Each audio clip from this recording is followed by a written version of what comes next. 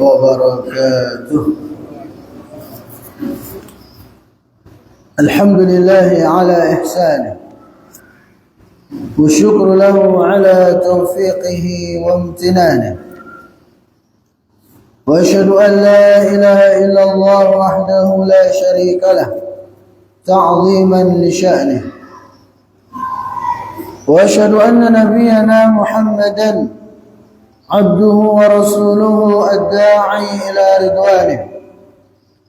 اللهم صل وسلم على نبينا محمد وعلى آله وأصحابه وإخوانه.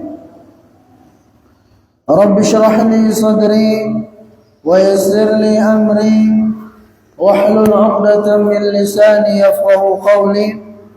اللهم انفعنا بما علمتنا وعلمنا ما ينفعنا وزدنا علما. Para jemaah yang mudah-mudahan dimuliakan dan dirahmati oleh Allah Azza wa Jalla, puji dan syukur senantiasa kita aturkan kepada Allah Subhanahu wa taala atas segala limpahan nikmat dan karunia yang telah Allah Subhanahu wa taala berikan kepada kita semua. Sebagaimana salawat serta salam senantiasa kita peruntukkan kepada Nabi kita yang mulia, Nabi besar Muhammad sallallahu alaihi wasallam. Begitu pula kepada keluarga beliau, kepada sahabat-sahabat beliau, kepada orang-orang yang selalu berusaha mengikuti dan menapaki jejak beliau hingga akhir zaman kelak. Para jemaah yang dimuliakan, kembali kita ingatkan bahwasanya kita ini sekarang sedang berada di hari-hari yang termulia, yaitu 10 hari pertama dari bulan Dzulhijjah. Maka mari kita gunakan kesempatan yang mulia ini, kesempatan yang penuh dengan berkah ini sebaik mungkin untuk memperbanyak amal saleh. Karena sebagaimana yang Rasulullah sallallahu alaihi wasallam sabdakan, bahwasanya amal saleh yang dilakukan pada 10 hari pertama bulan Dzulhijjah ini adalah amal saleh yang paling dicintai oleh Allah Subhanahu wa taala. Ya. Amal saleh apapun itu, selama ada dalilnya dari Al-Qur'an dan hadis-hadis Nabi sallallahu alaihi wasallam, silakan diperbanyak. Ya. Bil khusus kaitan dengan ibadah kurban, di mana dalam sebuah hadis yang sahih atau dalam sebuah hadis yang hasan, derajatnya hasan gharib, diriwayatkan oleh Imam At-Tirmidzi, begitu pula Ibnu Majah. Rasulullah sallallahu alaihi wasallam bersabda, "Ma 'amila ibnu Adam yauman nahri ahabba ila Allah min ihraqi damin." Yang artinya tidak ada amalan yang diamalkan oleh manusia di hari raya Idul Adha selain daripada mengalirkan darah, artinya menyembelih hewan kurban. Wa innahu la yu'ta yaumal qiyamati bi quruniha wa asy'ariha wa adfariha. Dan sungguh nanti di hari kiamat akan didatangkan kepada dia hewan kurban itu lengkap dengan tanduk-tanduknya, dengan bulu-bulunya, bahkan dengan kuku-kukunya. Wa inna dama la yaqa'u min Allah bimakanin qabla an yaqa'a bil ardi. Dan sesungguhnya darah dari hewan kurban itu akan sampai kepada ridha Allah Subhanahu wa taala sebelum jatuh ke bumi. Fatibu biha nafsa, maka sucikanlah jiwa-jiwa kalian dengan melaksanakan ibadah kurban itu. Jadi para jamaah yang bermuliakan, hadis yang mulia ini menunjukkan kepada kita tentang kemuliaan, fadilah yang akan diraih oleh orang yang berkurban. Itu dari dengannya dia bisa mensucikan jiwanya, dengannya dia bisa meraih keridhaan Allah Subhanahu wa taala, dan dengannya dia akan bisa meraih kebaikan-kebaikan yang banyak, sebagaimana yang Allah Subhanahu wa taala sebutkan dalam Al-Qur'an, wal budna ja'alna lakum min sya'airillah lakum fiha khair. Dan sungguh pada hewan-hewan kurban itu Allah Subhanahu wa taala jadikan syiar untuk kalian, dan pada kalian padanya terdapat kebaikan yang sangat banyak. Nah, para jemaah yang Allah muliakan, pada kesempatan ini kita akan lanjutkan pembahasan kita dari kitab atau dari tafsir Juz' Ammah.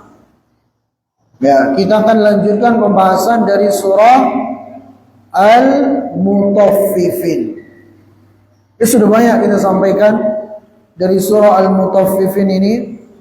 Terakhir yang kita bahas pada 2 pekan yang lalu, karena pekan kemarin kita libur, itu ayat yang ke-15.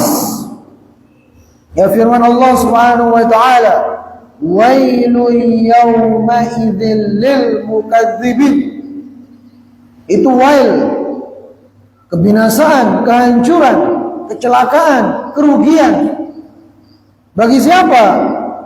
Lil mukadzibin. Itu bagi orang-orang yang mendustakan. Kapan? Yauma idzin. Pada hari itu pada hari kiamat nanti. Ya, bahkan di dunia dan di akhirat. Ya, Allah Subhanahu wa taala akan timpakan kehancuran, kebinasaan bagi orang-orang yang mendustakan. Mendustakan apa? Ya, mendustakan apapun dalam syariat ini yang sudah jelas-jelas dalilnya. Ya, mulai dari mendustakan Allah misalnya, seperti orang-orang ateis yang tidak percaya dengan keberadaan Tuhan begitu. Begitu pula mendustakan ketauhidan Allah, ya, sehingga dia menyekutukan Allah, berbuat kesyirikan, menjadikan tandingan bagi Allah. Begitu pula mendustakan malaikat, mendustakan rasul-rasul, mendustakan kitab-kitab, dan seterusnya. Mendustakan Al-Quranul Karim. Ya, ini semua kalau ada orang yang mendustakannya, maka kebinasaan, kehancuran akan Allah Subhanahu wa taala timpakan kepada dia.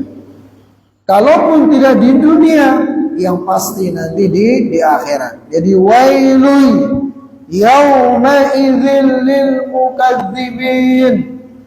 Kebinasaan, kehancuran pada hari itu bagi orang-orang yang mendustakan. Nah, kemudian pada ayat yang ke-11, di sini Allah Subhanahu wa taala menyebutkan salah satu dari bentuk kedustaan. Allah Subhanahu wa taala mengkhususkan apa yang dimaksud dengan orang-orang yang mendustakan pada ayat ke-10 tadi itu. Ya, afwan, yang tadi itu ayat ke-10 ya. Wailu yauma idzil lil mukadzibin, itu ayat 10. Nah, apa yang didustakan oleh mereka yang binasa, yang celaka nanti di akhirat itu? Allah Subhanahu wa taala sebutkan pada ayat ke-11, alladzina yukadzibuna biyaumiddin. Yaitu mereka orang-orang yang mendustakan hari pembalasan. Alladzina, itu mereka yang yukadzibuna, yang mendustakan biyaumiddin, dengan hari ad-din.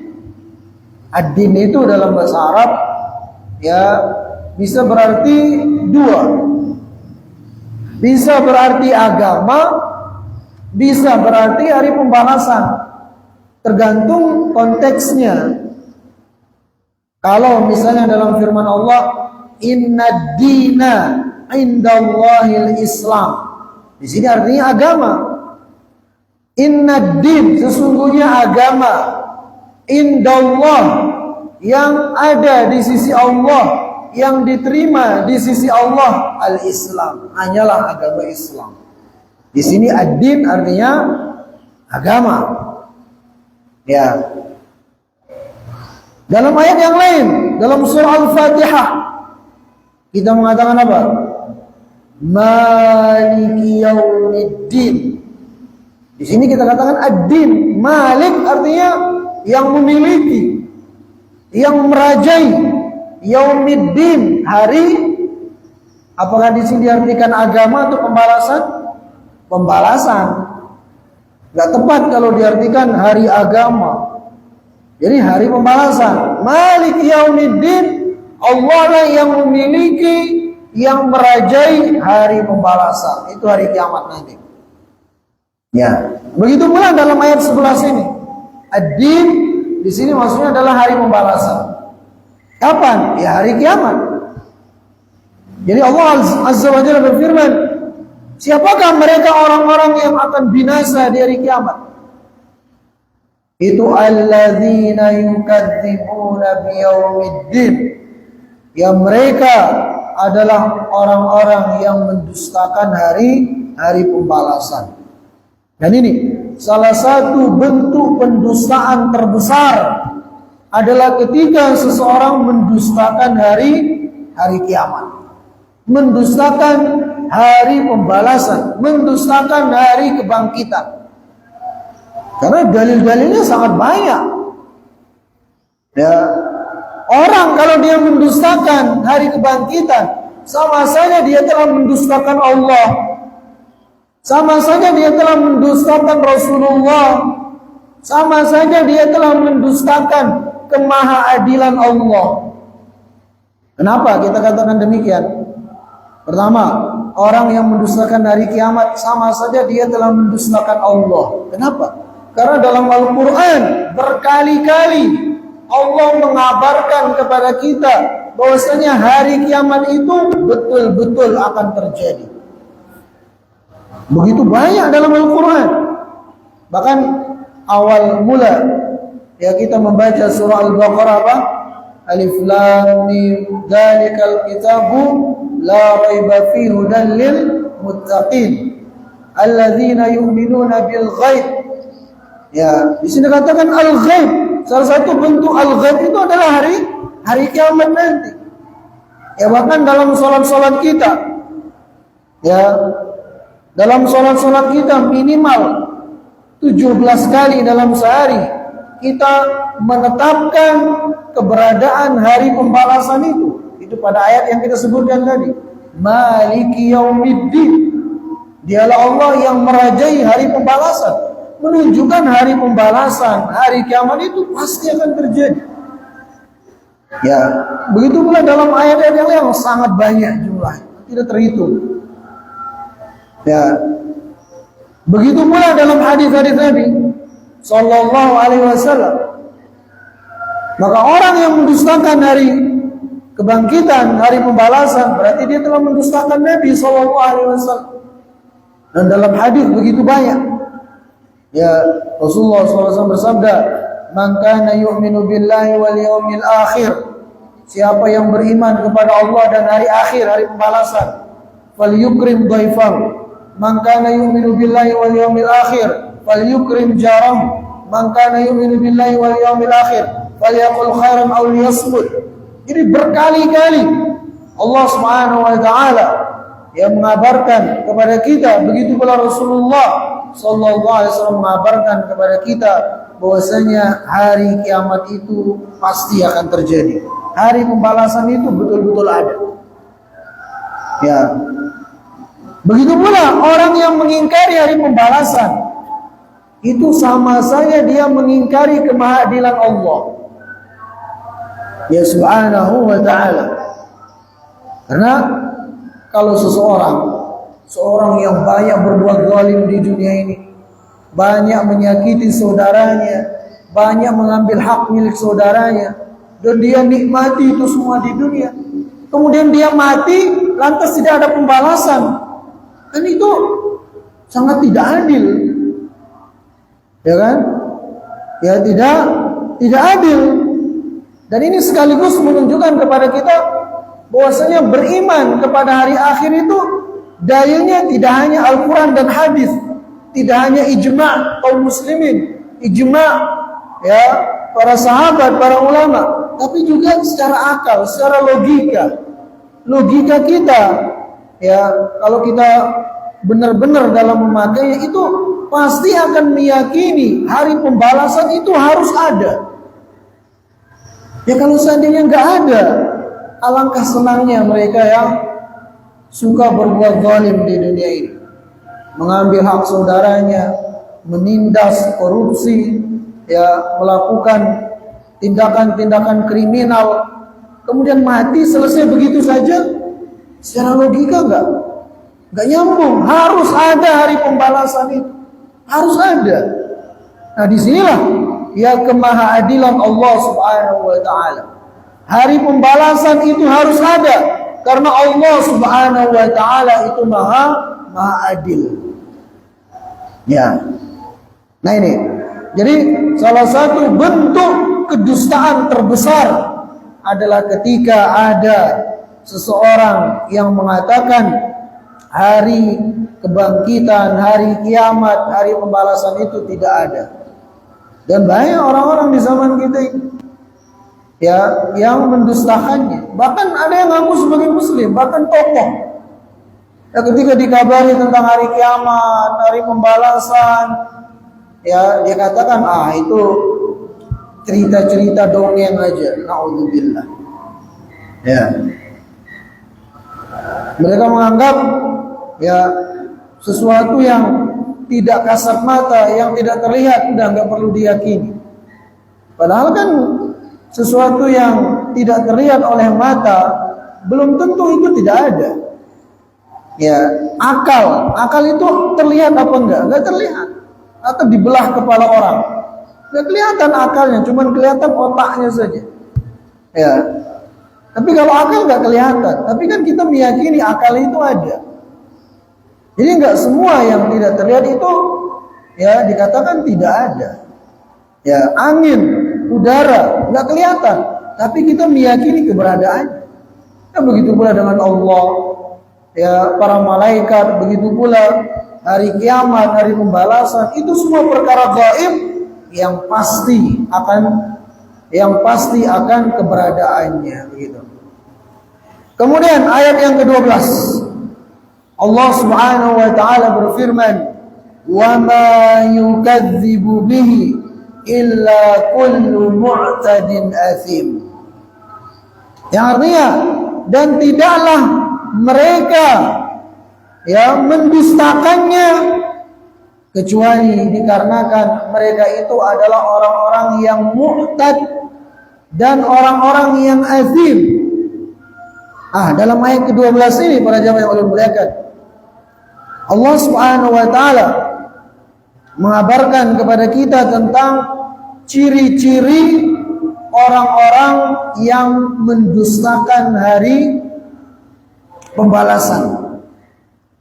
Ya, atau sebab-sebab kenapa ada orang-orang yang mendustakan hari pembalasan.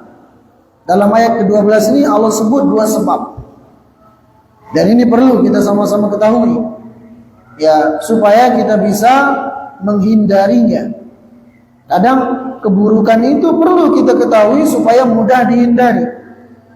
Makanya sahabat Hudzaifah ibn al-Yaman, beliau mengatakan, "Kana an-nas yas'aluna Rasulullah SAW 'anil khair, wa kuntu as'aluhu 'anil syarr makhafatan an yudrikani." Kata Hudzaifah radhiyallahu taala anhu, dahulu manusia di zaman Nabi SAW bertanya kepada Nabi SAW tentang kebaikan. Adapun aku bertanya kepada Nabi SAW tentang keburukan. Makhafatan an yudrikani, karena aku khawatir keburukan itu akan menimpaku, makanya aku tanyakan kepada Rasulullah Sallallahu Alaihi Wasallam. Nah, para jamaah yang Allah muliakan, lantas apa sebab ya orang itu terjerumus pada mendustakan hari pembalasan sebagaimana yang Allah sebutkan pada ayat yang ke-11? Maka yang pertama, sebabnya yang Allah sebutkan pada ayat yang ke-12 ini adalah mu'tadin athim. Mu'tad artinya orang-orang yang melampaui batas. Jadi dia mendustakan hari pembalasan, mendustakan hari kiamat, karena orang ini adalah orang yang melampaui batas.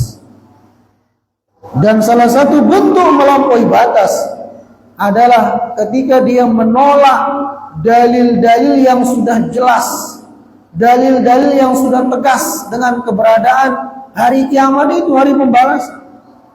Ya, yang dalilnya itu ibarat matahari di siang bolong. Ya, yang tidak ada orang bisa mengingkari keberadaan matahari, saking jelasnya. Dan begitu pula dengan dalil-dalil yang menunjukkan keberadaan hari kiamat itu jelas, lugas, tegas, sejelas matahari di siang bolong. Tapi orang ini, karena dia adalah orang yang melampaui batas, maka dia pun menolak dalil-dalil itu. Dalil-dalil dari Al-Quran dia tolak, dalil-dalil dari hadis Nabi SAW dia tolak, dalil-dalil dari ijma' dia tolak, bahkan logikanya pun dia tolak. Ya, na'udzubillah dari memiliki sifat mu'tad ini, itu melampaui batas sehingga menolak dalil-dalil yang ada.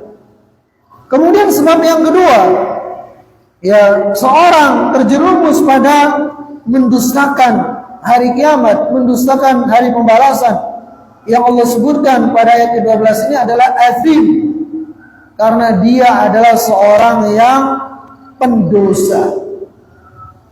Athim itu bukan hanya sekedar dia sekali dua kali berbuat dosa, tapi dia banyak berbuat dosa. Bahkan dosa itu sudah menjadi karakternya, sudah menjadi kebiasaannya. Ini namanya orang athim. Ya, orang-orang seperti ini yang seringkali terjerumus pada mendustakan hari pembalasan, mendustakan hari kiamat.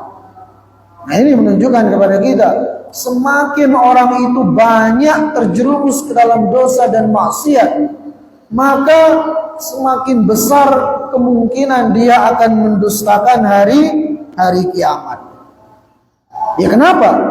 Karena biasanya para pendosa itu, ya, dia tidak menginginkan keberadaan hari kiamat itu. Kenapa? Karena dia tahu kalau hari kiamat itu ada, maka dia akan disiksa di sana, dia akan dibinasakan, dia akan dihukum, dia akan dimintai pertanggungjawaban dari setiap dosa yang dia lakukan di dunia, sehingga dia pun tidak ingin meyakini adanya hari kiamat itu, sehingga dia pun mengingkari keberadaan hari pembalasan. Kenapa? Karena dia azim, ya, karena dia mendosa, karena dia banyak melakukan dosa dan maksiat. Makanya dalam hadis disebutkan orang-orang yang pendosa itu benci untuk berjumpa dengan Allah Subhanahu wa taala. Lah, dia pendosa. Ya, makanya dalam hadis dikatakan, ya, man kariha liqa Allah, kariha Allah liqa'ah. Ini barang siapa yang benci, ya, untuk berjumpa dengan Allah Subhanahu wa taala, maka Allah Subhanahu wa taala pun akan benci untuk berjumpa dengan dia. Ya, maka nanti disebutkan dalam hadis yang sahih, ya, perihal para pendosa ini ketika dia sudah meninggal, lantas kemudian ditaruh di kerandanya dan digotong untuk dibawa ke kuburannya. Kalau orang yang beriman mengatakan apa? Qaddimuni, qaddimuni, kata dia. Segerakan aku, segerakan kuburkan aku. Karena dia sudah melihat, ya, tempat kembalinya yang penuh dengan kenikmatan, maka dia ingin segera dikuburkan. Sebaliknya seorang pendosa, seorang ahli maksiat, apalagi seorang kafir, ketika dia digotong ke kuburannya, dia mengatakan, kemana kalian membawaku? Dia tidak mau, dia berusaha untuk menghindar, tapi nggak mungkin begitu. Ya, nah ini jadi kembali, ya, para jamaah yang mudah-mudahan dimuliakan dan dirahmati oleh Allah Azza wa Jalla. Maka sebab yang kedua kenapa seorang itu mengingkari hari pembalasan, hari kiamat adalah karena dia itu azim, karena dia itu adalah seorang pendosa. Ya, dosa itu sudah menjadi kebiasaannya. Ya. Kemudian para jamaah yang mudah-mudahan dimuliakan dan dirahmati oleh Allah Azza wa Jalla, ayat yang ke-13. Allah Subhanahu wa taala berfirman, "Idza tutla 'alaihi ayatuna qala asatirul awwalin." Yang artinya apabila dibacakan kepada mereka, siapa di sini? Orang-orang yang mendustakan hari pembalasan itu.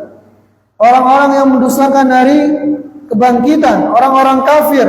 Idza tutla 'alaihim ayatuna, apabila dibacakan kepada mereka ayat-ayat kami, Al-Quran, qala asatirul awwalin.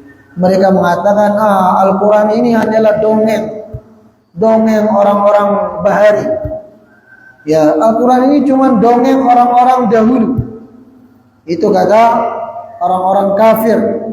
Itu kata orang-orang yang mengingkari hari pembalasan, hari kiamat. Dan para jamaah yang Allah muliakan, inilah dia ciri yang ketiga. Ciri yang ketiga dari orang-orang yang mendustakan hari pembalasan. Yang pertama apa tadi? Mu'tad. Itu orangnya melampaui batas. Yang kedua azim, pendosa. Ya, kemudian yang ketiga, ya, ciri-ciri orang yang mendustakan hari pembalasan adalah idza tutla 'alaihi ayatuna qala asatirul awwalin. Apabila dibacakan kepada mereka Al-Quran, mereka mengatakan Al-Quran ini hanya dongeng orang-orang dahulu, dongeng orang-orang bahari. Dan inilah yang dikatakan oleh orang-orang jahiliyah di zaman dahulu. Ya, yang Abu Jahalnya, Abu Lahabnya, ya, dedengkot kekufuran dari kalangan orang-orang kafir Quraisy. Kalau dibacakan kepada mereka Al-Quran, mereka mengatakan Al-Quran itu hanya dongeng orang-orang bahari. Sekarang ada nggak orang mengatakan begitu? Ada. Ya, ketika misalnya dikasih tahu tentang ancaman bagi orang-orang LGBT, kita bacakan kepada mereka tentang bagaimana Allah Subhanahu wa ta'ala membinasakan kaumnya Nabi Lut yang Allah sebutkan dalam Al-Quran, yang menunjukkan betapa bahayanya ya LGBT. Mereka mengatakan itu kan dongeng orang-orang dahulu, kata mereka. Ya, apa yang percaya itu cuma dongeng. Na'udzubillah. Ketika disampaikan kepada mereka misalnya mukjizat Nabi Musa yang bisa membelah lautan, mereka bilang itu dongeng. Ketika kita kabarkan isi Al-Quran yang mengisahkan bagaimana Nabi Ibrahim ya tidak mempan dibakar, ya dia katakan itu dongeng belaka. Na'udzubillah. Dan ada orang-orang seperti itu, khususnya dari kalangan orang-orang Islam liberal. Bahkan ada yang dari mereka yang menulis artikel judulnya apa? Al-Quran dan Spider-Man. Jadi dianggap Al-Quran itu kayak cerita Spider-Man yang itu hanya sekedar hayalan. Na'udzubillah. Dan mengatakan seperti ini, Al-Quran itu hanya cerita orang-orang bahari, ya hanya dongeng orang-orang dahulu. Ucapan ini ucapan kufur yang bisa menjadikan orang yang mengucapkannya itu murtad. Na'udzubillah. Ya. Itu menunjukkan dia menghina Al-Quran, menunjukkan dia mendustakan Al-Quran. Ya, padahal kan Al-Quran itu juga nggak semuanya tentang kisah kan, tidak semuanya bercerita tentang para nabi-nabi terdahulu. Al-Quran isinya, ya setidaknya kita bisa bagi menjadi tiga. Isinya tentang akidah, keyakinan-keyakinan. Isinya tentang fikih, bagaimana ya tata cara kita beribadah, bermuamalah. Kemudian juga yang ketiga isinya tentang kisah-kisah orang terdahulu, yang tentunya itu semua benar dan wajib kita benarkan. Mendustakan satu kisah saja yang ada dalam Al-Quran, itu akan menjadikan orang itu murtad, keluar dari agama Islam. Mendustakan satu kisah saja, yang gak usah satu kisah, satu ayat saja kita dustakan dari Al-Quran, bisa murtad kita. Apalagi mengatakan seperti ini, kisah-kisah dalam Al-Quran itu semua dongeng, itu semua khayalan. Ya, seperti yang dikatakan oleh sebagian orang-orang di zaman ini. Maka nasallallahu as-salamah wal afiyah. Nah, jadi para jamaah yang mudah-mudahan dimuliakan dan dirahmati oleh Allah Azza wa Jalla, inilah dia ciri yang ketiga dari orang-orang yang mendustakan hari pembalasan.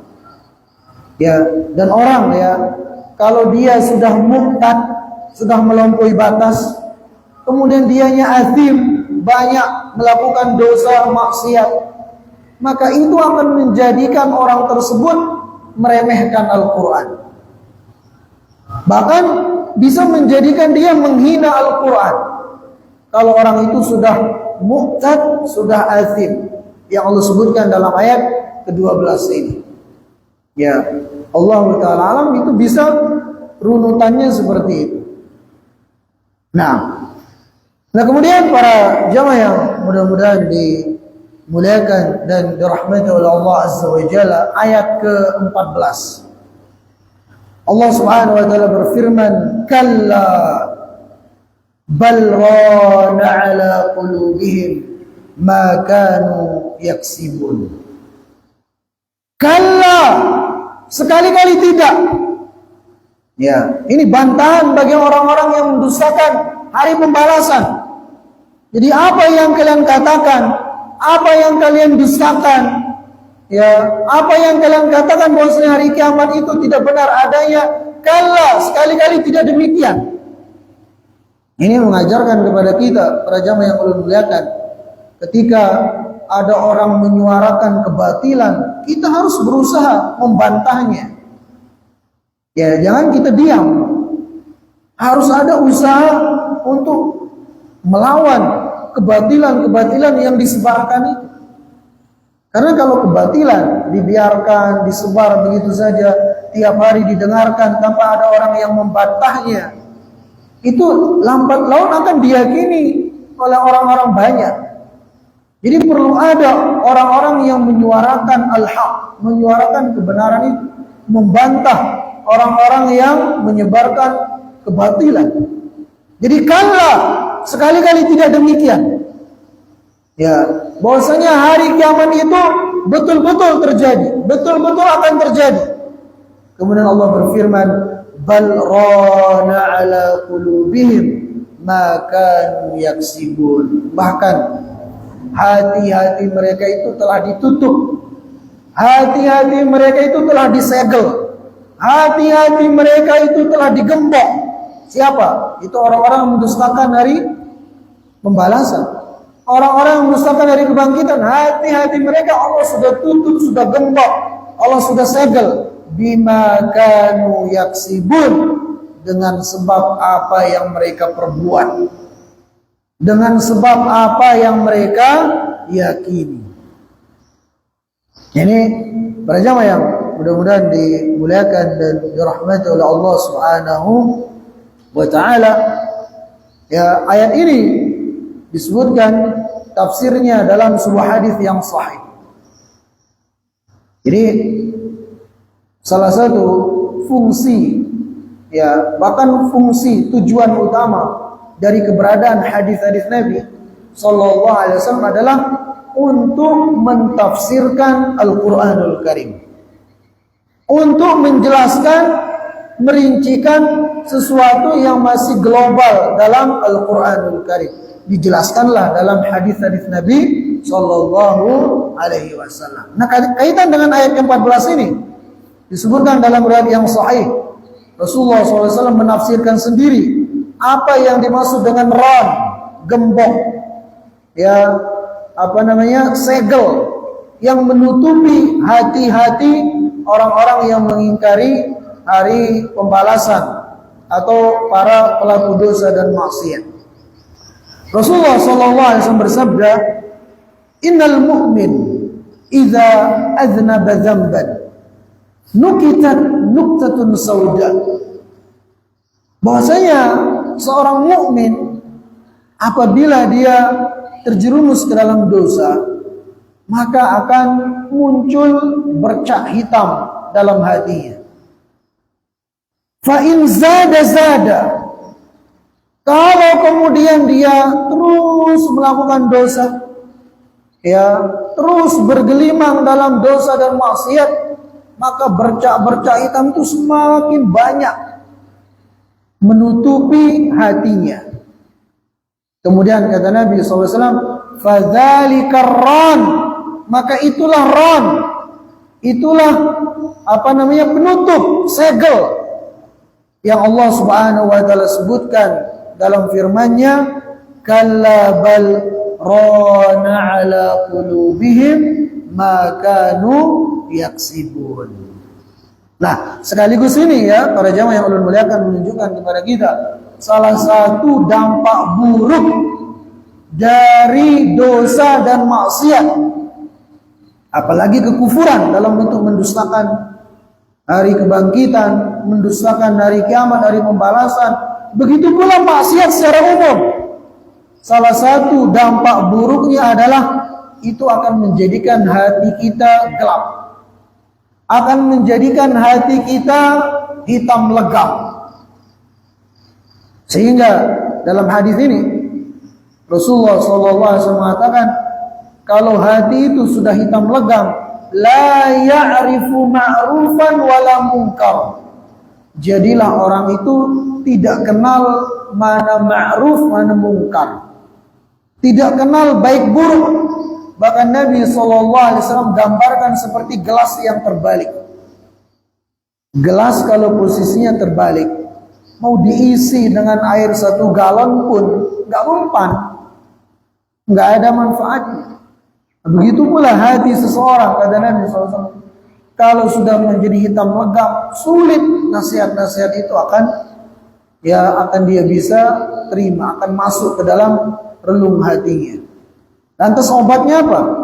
Dalam hadis yang sama Nabi SAW bersabda, "Fa in taba wastaghfara su'ila qalbu." Nah, kalau orang mukmin ini yang melakukan dosa yang kemudian hatinya sudah banyak bercak-bercak hitamnya, dia pun mulai bertaubat, beristighfar. Nah, di sanalah hatinya akan berangsur-angsur mulai memutih. Semakin banyak istighfarnya, maka hatinya semakin memutih. Ya, sehingga tatkala dia sudah betul-betul meninggalkan dosa tersebut, banyak istighfar, maka hatinya akan kembali putih cemerlang. Dengan apa? Dengan istighfar, dengan minta ampun kepada Allah Subhanahu wa taala. Nah itu.